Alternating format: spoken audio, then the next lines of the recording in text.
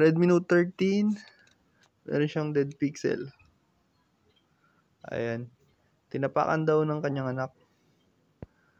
So, ayan, fix natin. So, ang Redmi Note 13 nga po pala ay Super AMOLED ng kanyang screen. So, medyo may kahamahalan po ang Super AMOLED screen.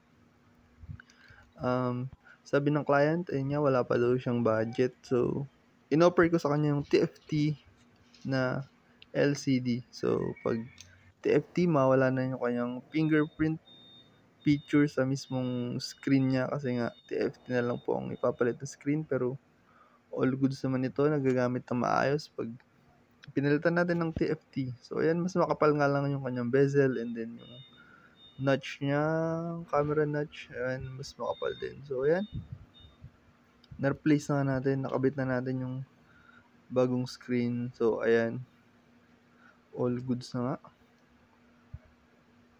Ayan, goods na goods.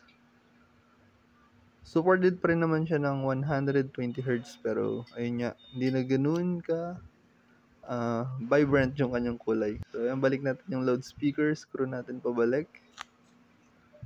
Screw lang natin pabalik, balik natin yung kanyang back cover. Oh, ayan, all goods na nga po ito. Pwede na natin itong ibalik sa may-ari. So, sa mga gusto po magpagawa, message lang po. Ayan, A.